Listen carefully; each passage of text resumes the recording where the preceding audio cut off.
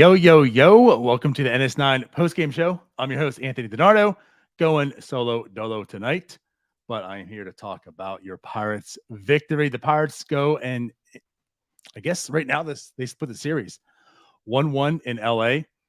Last night we talked about the postgame, and it was a loss, but there were some things that happened. It was kind of an interesting game, but Shohei Ohtani doing Shohei Ohtani things. Well, actually, I should say he didn't do Shohei Ohtani things. He didn't pitch too well last night. Pirates had opportunities to win and didn't do so. And then today, the Pirates take this game and make Shohei Ohtani look silly at the plate. So all I know is the Pirates have officially broken Shohei Ohtani. It's official.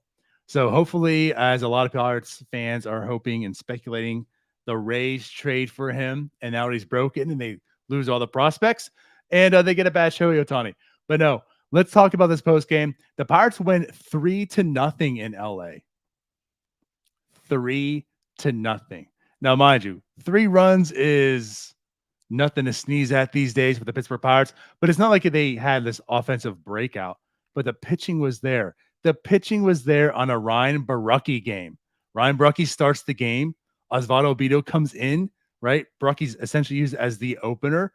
And the Pirates shut out the LA Angels. The biggest story of the game, Jim Rosati was there. Jim Rosati's in LA. He's in Anaheim, I guess I should say. And he watched the game and the Pirates won. They shut out the Angels. So anyways, I digress. Let's talk about this game a little bit. I didn't have too many high expectations. As mentioned, Ryan Borucki was named the starter. Now, we all know what that means. He is a reliever. He was going to essentially be the opener for Osvaldo Bido. But again, it is Ryan Borucki. I've given him enough-ish this entire year. Just simply not a good pitcher. He hasn't been a good pitcher. You look at his minor league numbers, his major league numbers, just awful, right? And he looked very, very awful to begin his Pirates tenure. Hasn't been pretty. But you know what? Props where props are due. Ryan Borucki looked pretty damn good today. He looked pretty damn good. Just to kind of talk about him. So he went 1.2 innings, 3 strikeouts, no hits, no walks. Let's talk about the pitch mix here. So we went slider heavy, of course, which he typically does, sweeper, sinker. 57% K rate, or say whiff rate for Ryan Borucki. He threw 16 sliders, had 6 swings at it, 4 whiffs, 7 swings in total, 4 whiffs, 57% whiff rate, as mentioned. Obviously, the idea of this was, of course, it is Osvaldo Bido. So the idea of the opener is getting your starter who doesn't have the ability to go the distance, right? Maybe get towards the end of the lineup to make his start. Angels start off very lefty heavy. So get in Borucki to start the game. Not a bad approach in that aspect. Of course, you want your lefty to be better than a Ryan Borucki typically. But again, props where props are due. Ryan Borucki did his job. So again, 1.2 innings to start it off. Makes the Angels start off looking kind of silly. So, okay, we got something cooking right now. However, Reed Detmers is on the other end. Also a Louisville product. Henry Davis's ex-teammate. And Reed Detmers also looked really, really good. Now, mind you, one thing that, and then was mentioned with Caps on the broadcast quite a bit, Reed Detmers, pretty productive this season. You know, first time, second time to the lineup. It's not until the third time where he gets into some trouble. And that was certainly the issue today. So, and again, you know, as far as the Pirates goes, he made them look quite silly, especially that first and second time to the lineup. Detmers goes in total 5 innings, 9 strikeouts, So again, as mentioned, uh, it was a 0-0 game through this entire contest up until that third time to the lineup came for the Pirates. So yes, Reed Detmers doing his thing. I mean, this is a guy who pitched the perfect game not too long ago. Last season it was, I believe. So yeah, Reed Detmers looking all the bit of the first round talent that he brought for the Angels, the quick promotion to the Major League Ball Club, and on the season a 4.38 ERA. So he's pitching pretty solid for the Angels. He made the Pirates look pretty silly early on. But again, Ryan Bruckey did his job also. Then Osvaldo Vito came in, and I'm gonna be honest, it wasn't terrible. And again, and I say that because what Vito presents, he's not a quality pitcher. He just simply isn't. It's why you have to have a Ryan Bruckey open for him, right? He made things interesting, right? Bases were loaded at one point. He got out of the jam. By the way, Nick Gonzalez, Leover Peguero, double play combination right there. Some of they came up through the minors. Really, really good friends. The double play combination came through today. Gonzalez had a nice catch, tosses it over to Peguero, makes a double play that helps Vito in that inning. And then, of course, Osvaldo Vito, as mentioned, gets out of it. So we got in a big jam. And that was one thing that, the Pirates, bases juiced, no outs, damage is going to happen. And as mentioned, Osvaldo Vito able to get out of that jam. Some of the Pirates simply don't do. He was able to do it today. So you knew things are maybe going to happen, right? I mean, come on. Something that happens like that for the Pirates, good things are going to happen, right? And they essentially did. So again, he got out of that jam. And like I said, I want to mention, he kind of did he did as good as what you would expect from Osvaldo Vito. So again, getting out of the jam was pretty big, but overall, not too shabby from him. His final line as well, he went 3 innings, 4 hits, the walk, 3 strikeouts. So again, that one inning was most of the damage. Outside of that, for the other 2, now mind you, it's just 3 innings that he did pitch. That's the problem with an Osvaldo Vito. It was just 3 innings that he was able to pitch. But with those 3 innings and what he presents and is able to do, again, not too shabby. So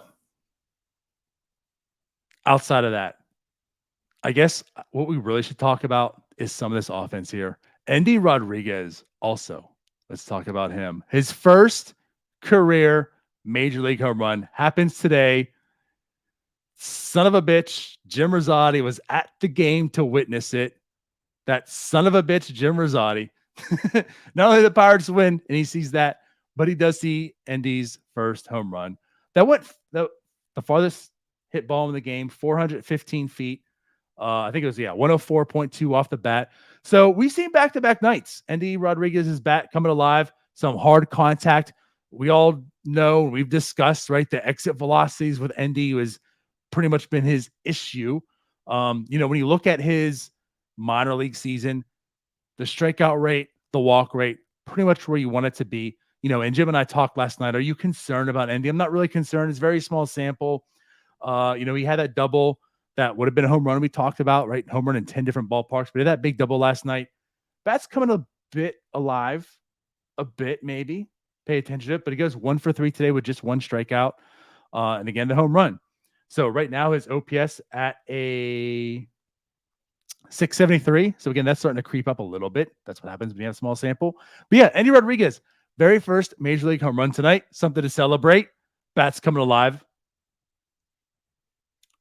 Another thing to talk, no, it's not to celebrate, but another thing of note is Jared Triolo's hit streak ends tonight. He does go 0 for 4. 3 strikeouts for him, though. So he has been striking out quite a bit.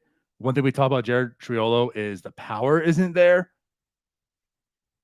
Now, we did have a really, really hard rope to third base. Bad luck. Got out there. But yeah, goes 0 for 4 today. 3 strikeouts. Strikeouts are a little bit concerning for him. But again, we're talking small sample. Something he doesn't typically do as well. But outside of that, I guess the one thing to talk about the lineup tonight, we did mention Endy's big home run, but they were able to string together some hits, right? That's something you wanted to see. They scored 3 runs, just 1 off the home run. Connor Joe got hit by a pitch, had a hit. Brian Reynolds broke out a little bit today, went 2 for 5 Andrew McCutcheon also had a hit. Carlos Santana had that big double early on in the game, although he did strike out 3 times also. So Santana and Triolo each with 3 strikeouts today. Pirates had 13 in total on the game. It's a bit of their problem. It's been their problem for quite some time as well. But, again, something that kind of noticed is they were able to string some hits together. Again, it was just 3-0 did give them the victory, but some positive out there. Outside of that, again, there wasn't a whole lot of offense, just 7 hits. Again, they're more timely than anything. 3 walks. Again, mentioned 13 strikeouts, the big issue today. Again, Reed Detmers. And it's him, I guess. And then going back to the pitching side, I want to talk about Majinski. It's kind of been a mixed bag for him. I think overall positive, but it's early. Not quite sure what to make of him. Today was really, really good. So I think I said about Ryan Baracki, right? How the whiff rate, he was making guys swing and miss a little bit. Majinski was a magician tonight. So Majinski had 19 pitches in total. Of those 19 pitches he threw, 12 guys, there's 12 swings, 8 swing and misses. So 67% whiff rate. Carmen Majinski went 1.1 innings tonight. I'm sorry, 1.2 innings tonight with 3 strikeouts, just 1 hit. No earned runs. Makes his ERA down to a 2.45. Yeah, Carmen Majinski. I don't know. Again, it's quite early, but I'm liking what I see out of him. And tonight, of course, you really like what you see, but so far of Carmen Majinski, he's looking pretty solid. Yeah, Jim says he looked great. Jim got to see him up in person, so whatever. But yeah, Carmen Majinski had a really, really good outing today. And it was big because again, it's just 3-0. It's just a 3-0 game. It's the Angels. It's a good enough lineup, right? So he gets it over to David Bednar, which at that point in time, a 3-0 baseball game, you believe that David Bednar is just going to close it out and game over. However, David Bednar was the opposite of everything that Carmen Majinski was tonight. It was very scary. If you're holding out for a Pirates victory tonight, David Bednar did come into the game right away. Very first batter, 4 straight balls. Second batter, hit by pitch. David Bednar was not finding the strike zone at all tonight. Now, is it rust? Potentially, possibly. There was nothing to do with the difference of Austin Hedges and Endy Rodriguez. I'll tell you that much. There was nothing that Endy could do with framing those pitches. Most of them were at least 1 to 2 feet off the plate. Or I'm sorry, out of the strike zone. So it was mentioned, David Bednar looked really, really off tonight. Hopefully, again, just an off night for him, but he was able to pull through. He fought through it, got a big double play to end the game, and that was essentially it. So I don't know, guys. It was a good game. They will play again tomorrow during the day. I guess for the people that are keeping track of the 2022 and 2023 Pirates, the Pirates of last year did win also today, I believe it was. So the Pirates are still just 2 games better than last year's Pirates. But yeah, so that's it. So again, just kind of things of note. Connor Joe 1 for 3. Brian Reynolds again 2 for 5 today. No strikeout. I'm sorry, just 1 strikeout. Sorry. Looked a bit better, but he's certainly been worrisome. We talked about him last night. Put out a tweet today as well. I mean, basically since May 1st, he's been awful. I think it's 76 weighted runs created plus. Andrew McCutcheon did return to the lineup today also as well. He goes 1 for 3 with a walk. And Henry Davis 0 for 3 with a walk. He got intentionally walked because he's so dangerous. If you didn't see that throw also from Henry Davis, there was no out made, but Henry Davis in right field, a gun to second, almost. I mean, I think it was Hunter Renfroe who hit the ball and got to second. I don't think Hunter Renfroe had any idea the ball was even coming or it was going to be a close play. But Henry Davis definitely has an arm. Now, mind you, the defense could work on, the glove per se, but you can't question that arm. I think he had 2 throws today. God, I'm thinking it was one. No, one wasn't at the plate. I think there was 2 throws today that looked really good. But then Nick Gonzalez 1 for 4 today as well, and Leover Peguero 0 for 4, also with 3 strikeouts. So there's your third Pirate with 3 strikeouts today. Hasn't been a good start for Peguero. Most of the rookies that came up, right? Peguero, we talked. Endy Rodriguez and Quinn Priester have all been off to pretty rough starts in that trio of debuts last week. But it is what it is. But anyways, yeah. So let's wrap this up. We'll cap it off again, once again, with Endy hitting his first MLB home run. And there's your ball game. So we'll be back tomorrow. Thank you all for watching. Bye-bye. Hey, you all. Thank you for watching. I know we try to provide the most entertaining content that we can, and we'd love to spread it to as many people as possible. So I know it doesn't seem like a lot, but if you could take the 5 seconds to like this video and subscribe to the page, it helps out so much more than you know. Thank you, and let's go Bucks.